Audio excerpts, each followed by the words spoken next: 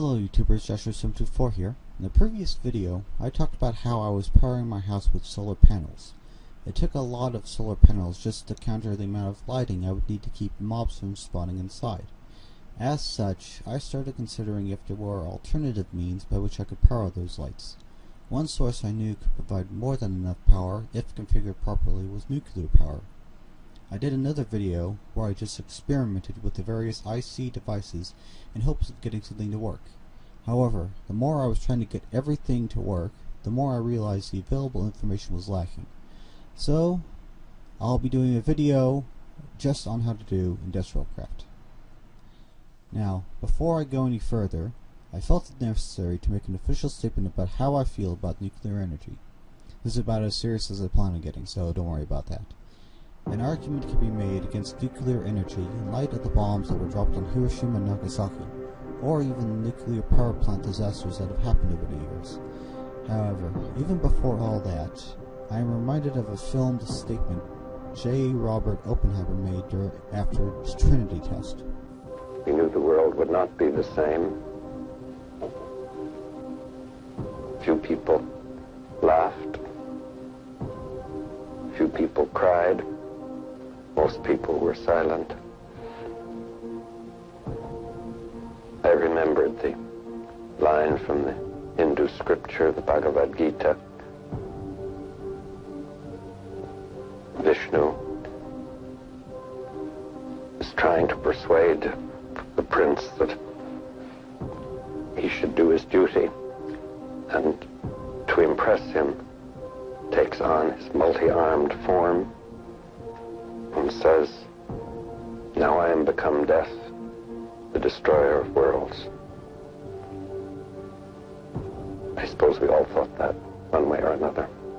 If we were to take three of the most well-known power generating systems, solar, coal, and nuclear, only two of the three can be touched by bare hands.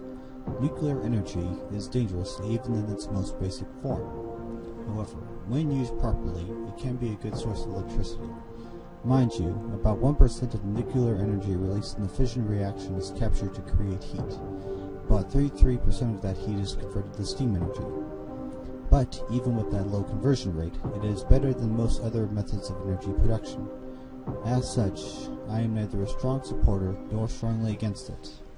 Now, as for how to use industrial craft, I found that my knowledge of electronics would come in very handy. IC stores energy in the form of energy units, or EUs. The best real-world example of this would be a joule. 1 joule can be defined as such: the work required to remove 1 electric charge through 1 volt, this relationship being the volt. The work required to produce 1 watt of power for 1 second, this relationship being the watt. The EU measurement is energy unit per tick, or EU/T. The real-world equivalent being wattage. Minecraft normally operates at around 20 ticks per second. As such, the rate of EU a second is 20 times EU/T. You need enough EU power to power all of your IC devices. They won't incur damage if you don't have enough power. They just won't work. However, you cannot have too much power on your IC devices or they will explode. You could, for all intents and purposes, hook up enough power generating devices to directly power whatever IC device you are attempting to power. But that is inefficient. The most efficient way to use your power system is create a farm or reactor of your EU generating device.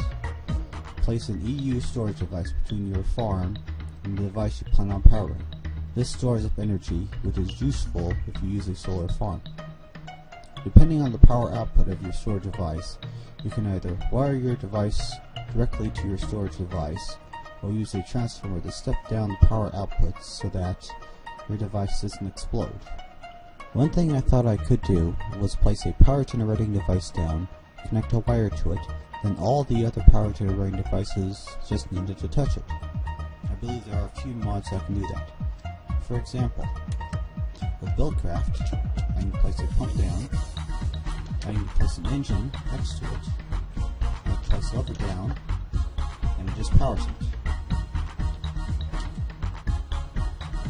IC has been designed so that every power generating device needs to be wired individually to capture its energy and store it, except the generator. I'll go into that later. Depending on how much power your generator is generating, you will need to construct your power distribution system to handle the amount of power you plan on generating. The storage devices can be plugged in from any side, but they only have one output side. Now I'll show you how to arrange these with the default texture pack, due to the fact that if you're having problems trying to figure out what's going on with your favorite texture pack, you can at least fall back to the default one for reference. Okay, now we have a energy gathering device here, solar panel, a energy containing device, bat box, and an energy step-down device, a transformer, which will then hook it into this energy using device, or illuminator. Now you can basically have this HV cable coming out of, or any kind of the cables available in an industrial craft pack, coming out of any side of the energy generating device. It will not matter. It will not matter. Although you want to place it on an adjoining block so that, well, as you can see, it's going to see that instead of placing the cable. Now here, this is the output point. The cable can go on any side of this container, and that goes for all the other energy containing devices. However, it needs to be like this so that the energy has a place to go out of the box. Now the transformer, this is where it will go in. It can go out on any side of the transformer, but it has to go in at this point right here. Well, that side. I say this only because a number of wikis have said that you need to place it where the three dots are, but I haven't found any of the transformers that have that. So now it is in place. We connect the solar panel to the back box. There is gathering energy. Connect the back box to the transformer. And it does actually default for the transformer is to step down, and it only steps up with redstone. It can be set to do step down or fixed to do step up. And now, if we get into the light, well, here, let me set this to night. Actually, considering the fact this wasn't given that much power. Well, let's see. Oh, there we go. See? It is properly configured. Depending on how much power your generator is generating, you will need to construct your power distribution system to handle the amount of power you plan on generating. As for how energy can be transformed, I have a theory about how this is working in IC. There is a way to verify power output on a cable called an EU reader, but as of IC2 2.0.265, the IC group has announced that that part of the mod is temporarily broken. As such, you can only verify the EU generating by placing one of the 4 EU storage devices at the output. If you have an energy source of 512 EUT, if you step it down to 128 EUT, you will only be able to power devices capable of 128 EUT, but the power would come faster, possibly making it easier to power more 128 EUT devices at once. If you step it up to 2048 EUT, you will be able to power devices capable of 2048 EUT, but the power won't come as fast, making it difficult to power more than one 2048 EUT devices at once. Most of the everyday use items in the IC don't need any more than 32 EUT of energy. As such, it is best to take advantage of the transformers to step the EU down enough so that you don't blow up the device you are trying to power, or possibly the room you have placed the device in. While messing with one of the generator types, I found it useful to create a power grid. Basically, after creating my solar farm, I wired all the solar panels to go into a storage unit. That would make it so that I could store up more energy for later use. I could then wire that to go into my house and step it down with transformers. However, I am considering making a power room where all my power generating devices can be wired into, and I can then just step them down via transformers into appropriate E to EU levels, which can then go out to whatever I plan on powering. Now, these are all the power generating sources in Industrial Craft. Over here we have a basic generator, of which the way it runs is you put wood in it, and it will output power, and as you can see, it's going up. Now, it takes a lot of energy just to get enough power going, so. Over here, we have a water mill. The way this works is, put water in there, and it will output it to a storage device. Now, supposedly this can work by having it submerged in water. However, I tried that, and I wasn't getting any success. Although I think I'll try one more time. I was having some trouble with Minecraft earlier, so I stopped doing this just to get it to work right.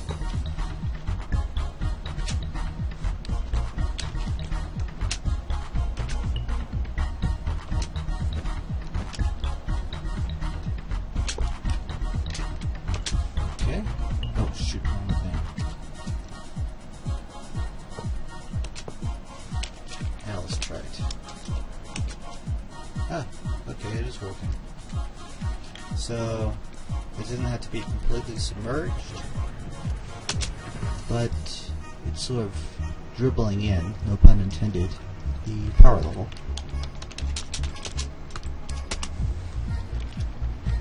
Now, supposedly, whenever these can be put together,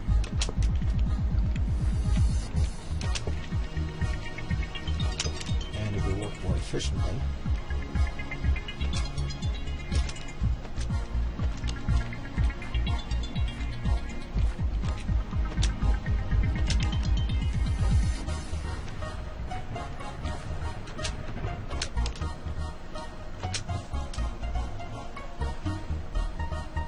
Definitely shot straight up, but not as fast as some other power sources I'm going to show you.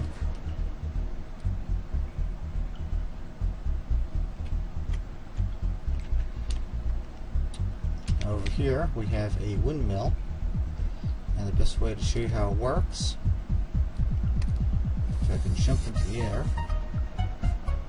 you basically need to have it in a position that is not obstructed and is capable of catching wind.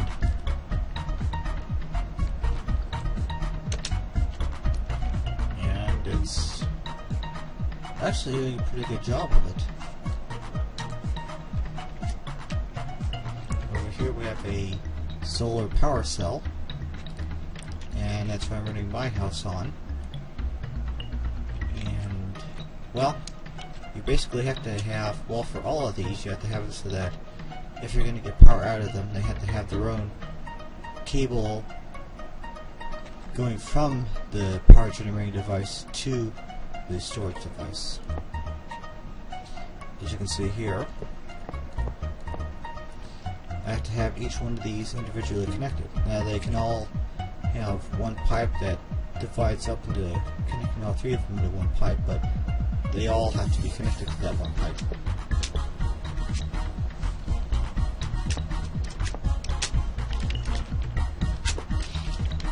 Over here we have a geothermal generator, and how this basically works is it needs lava in order to run.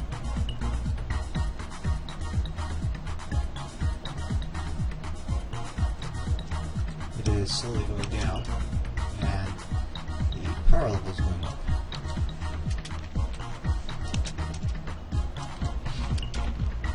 Over here we have what I would probably consider the most dangerous. It is nuclear power. Well, first of all, this whole thing, well, I guess I can show you by the one I've got over here. I decided to mess with it to see how far I could get. I have in the center the nuclear core, which is basically a thing that looks like it has an oven, and it can be surrounded by 6 chambers, of which that is how big it can get. Looks like it's mostly drained out now, but you can basically see that it works. Now here we have EU storage units and transformers. Starting from the left, this is a bat box. It's capable of holding 40k of EU. Can only take 32 EU a tick maximum, and it outputs only 32 EU a tick. This is a CESU. It can hold 300k of energy.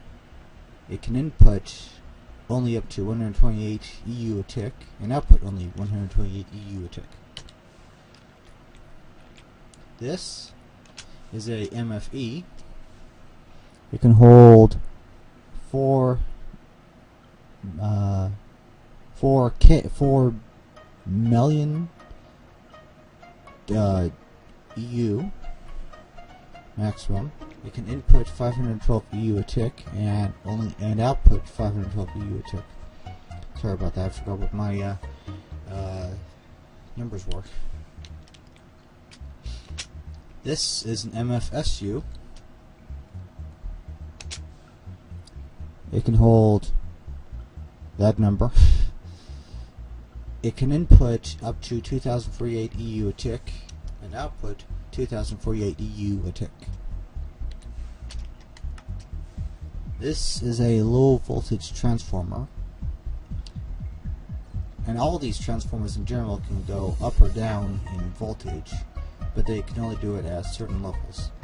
The LV transformer can go from a high of 128 to a low of 32, or reverse that. This is the MV transformer. It is capable of going 512 EU to 120 EU, or reverse that. This is a HV transformer, capable of going from 2048 EU to 512 EU, or reverse that. And this is the EV transformer, capable of going from 8192 EU to 2048 EU. This is my current setup right now. I started out with just these first 3 solar panels. Well, started out just trying to figure out how to wire them so that they were all working efficiently. And eventually, as I was getting more lighting in the house, I discovered that I needed to have more solar panels in order to get that much power working. Now, this current setup right here that I have, it is the MFSU that I'm using. And originally I was using the MFE, but when I started experimenting with this nuclear reactor, well, check this out. I have to have a 512 EU unit here, just so that it wouldn't explode on it. That's how much power this nuclear reactor is capable of emitting. However, it still scares the heck out of me due to the fact that it is capable of exploding if you don't handle it properly. And anyways, everything is basically going down to this, a sort of makeshift power grid, which will then go inside. As you can see, there's the output port, and there's the input port.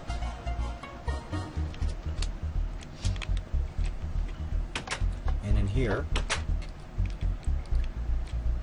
because I had to have a transformer there, Well, actually, before it was just the MFE, when it was just the solar panels.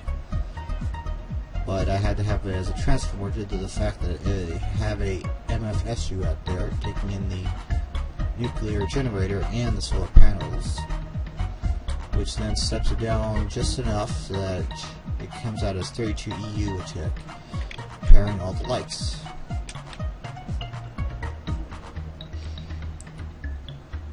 And here we have a induction furnace, which can basically work the same way as a regular furnace,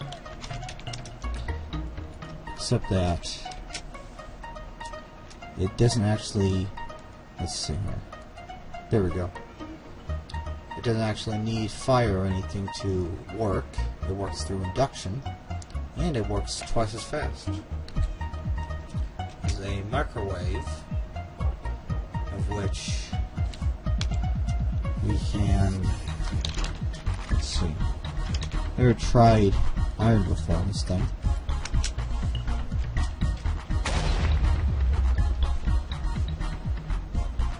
Well, actually, this is a good example of what happens when you try to do something that the device isn't meant to do. It has actually happened over in the other room over here, and it's pretty much the same devastation.